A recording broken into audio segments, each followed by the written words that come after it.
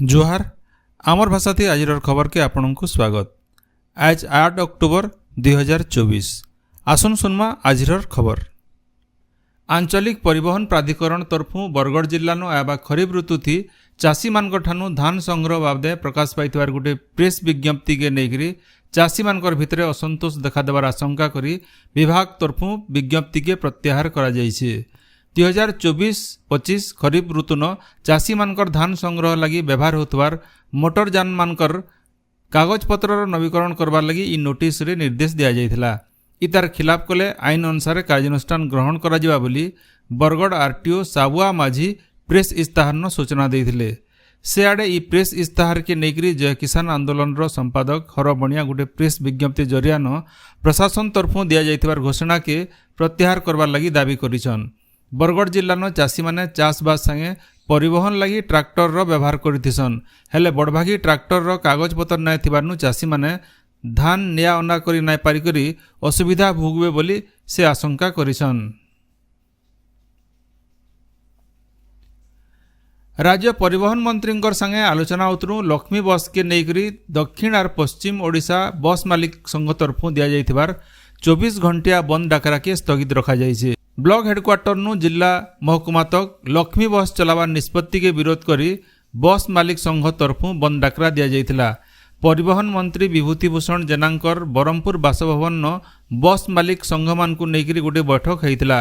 इ बैठक ती बरगढ़, संबलपुर, कलाहांडी, फुलबाणी, रायगड़ा, कोरापुट, नवरंगपुर, मालकानगिरी और गजपति जिल्लार बस मालिक संघर कर्मकर्ता माने जोग देइथिले। सरकारी और घरोई बस मानकर जनता नोकसान न हेबा से दिगे विचार करा जिबा बोली मंत्री प्रतिश्रुति देला उतरु बंद डाकरा प्रत्याहार करा जायछे।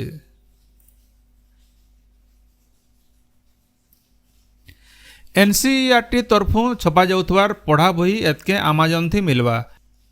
ओडिशा सहित देशर 20,000 पिनकोड न पाठ्यपुस्तक मैक्सिमम रिटेल प्राइस न मिलवा।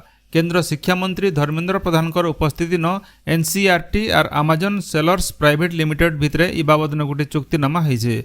इनो जने दिया जाय पारे जे एनसीईआरटी 1963 मसियानु अब तक 220 कोटी बही और जर्नल छापिछे। चलती बछर 15 कोटी बही छपा हेबा बोली एनसीईआरटी तरफु सूचना दिया जायछे। बुर्ला भीमसार न वार्षिक उत्सव चलीथिला बेले पीजी छात्र और हाउस सर्जन मानकर भितरे मारपीट होइछे। घटना के नेकरी गलाकाल हाउस सर्जन संघ तरफु काम बंद डाकरा दिया जायथिला। भीमसार रो निर्देशक प्रोफेसर भावग्राही रथ और वरिष्ठ अधिकारी उपस्थिति न दुही पक्ष के डके करी समाधान करा जायथिबार सूचना मिलिछे। रामलीला न राम भूमिका थी अभिनय करुथबार जने कलाकार हृदघात रो शिकार होइछन। घटनाटा घटिछे नुआ दिल्ली न।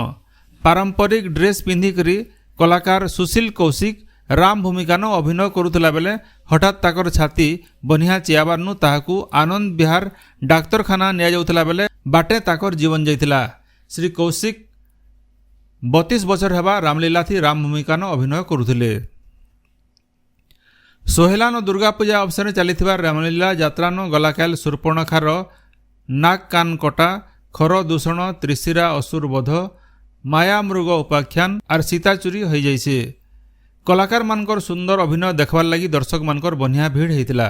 सेंता हटली मंडप ठाने चलीथिबार पार्वण लोक महोत्सव न गलाकाल भुवनेश्वर रो नृत्य सुधा और झारसुगुड़ा रो राईझाई अनुष्ठान तरफु सांस्कृतिक कार्यक्रम परिवेषण होइतिला। सोहेला ब्लॉक अध्यक्षा बबी प्रधान कार्यक्रम के उद्घाटन करथिले। बरगढ़ जिला पथल्ला पंचायत तुरुंगा ठाने वैष्णोदेवींकर छतर यात्रा गलाकाल हो जाइछे। कोमनार वैष्णोदेवी मंदिर न 108 जन भक्त आसिकरी छतर यात्रा न सामिल होइतिले। गुरुजी सजन तिवारी कार्यक्रम परिचालना करथिले। चाषी नेता रमेश महापात्रंकर नाती होइतिबार मामलार आज बरगढ़ सब कलेक्टरंकर अदालत न शोकज दाखल करबार तारीख रहिछे। गला 6 तारीख दिन कारण दर्शाओ नोटिस देवार लगी ताहाकू 2 दिन मोहलत मिलिथिला। ताकर विरोध न होइतिबार केस के नेकरी हाईकोर्ट न श्री महापात्रंकर वकील गोटे मामला दायर करिथिबार जना पड़िछे। से आड़े ताकर विरोध न होइतिबार मामला प्रत्याहार लगी गायसिलेट कृषक संगठन और भटली कृषक संगठन तरफु दाबी करा जाइछे।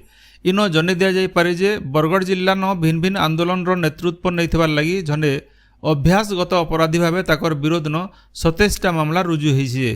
बरगढ़ जिला वकिल संघ तरफु ई घटनार निंदा कराजिबार संगे ताकर उपरे लागिथिबार मिथ्या मामला के प्रत्याहार करबार लागि दाबी करा जायछि बोली जिला वकिल संघर संपादक द्युतीश आचार्य सूचना दैछन। रमेश महापात्र नारे 129 बीएनएसएस एक्ट अनुसार जेन नोटिस लगी एटा पूरा अगणतांत्रिक है आ एटा गोटे आंदोलन रो लोकंकर स्वर के दबाई देवार गोटे चेष्टा बोलिकी बरगढ़ जिला वकिल संघ हृदबोध कला आ बरगढ़ जिला वकिल संघ निष्पत्ति नहीं जे ई लड़ई रे जहाँ भी नैतिक समर्थन आ आईनगत समर्थन दरकार हवा ये आंदोलनकारी मान ऊपर बरगढ़ वकिल संघ जुगाबा आ तार संगे संगे आउ ई जेन 129 धारा रे अगणतांत्रिक भाव में जहाँ को गोटे सामाजिक कर्मी को गोटे राजनीतिक कर्मी को एंटी सोशल बोलिकी जणेकरी जेन नोटिस करिसन ताके बरगढ़ बार तीव्र निंदा करिছে आ तार प्रत्याहार करवार लगी से नोटिस के प्रत्याहार करवार लगी दाबी करिছে। आज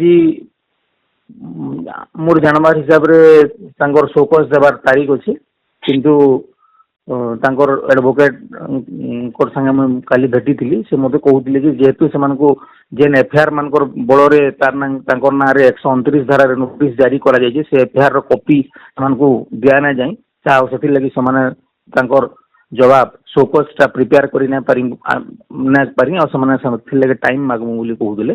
आ गुटे कथा तांकर वकील थ्रू मुझे जहाँ जानवा के पाई जे से माने ई नोटिस के चैलेंज करी हाईकोर्ट रे भी गोटे मोकदमा दायर कर गोटे सीआरएल एमपी फाइल करिसन और तार भी शुणानी आगामी काली लगे धार्य अच्छे से बेसिस रे से माने आज समय मागबे बोली। बरगढ़ नुआ उपजिल्लापाल भावे प्रसन्न कुमार पांडे जोग देइछन। श्री पांडे इतार आघनु संबलपुर महानगर निगम अतिरिक्त कमिशनर थिले। ओताबिरा लादेरपाली ठाने थिबार श्री अरविंद पूर्णांग शिक्षा केन्द्र मातृपुरी ठाने 8 नु 10 क्लास तक छात्र छात्री मानकर 2 दिनिया शिविर हो जाइए। पाठचक्र संगठन रो संयोजक देवराज बेहरा ई शिविर के उद्घाटन करथिले। ई अवसर छात्र छात्रींकर बौद्धिक विकास लगी भिन्न भिन्न कार्यक्रम होइतिला। सुभद्रा योजना थी सबु योग्य हिताधिकारी मानकु एबा डिसेम्बर मास तक सुभद्रा टंका मिलवा बोली उपमुख्यमंत्री प्रभाती परिड़ा घोषणा करिसन। निमापड़ान गोटे कार्यक्रम थी जोग देकरी श्रीमती परिड़ा कहिसन जे गला कैल बेलबुड़ा तक 1,20,00,000 महिला हिताधिकारी पंजीकरण करिसन।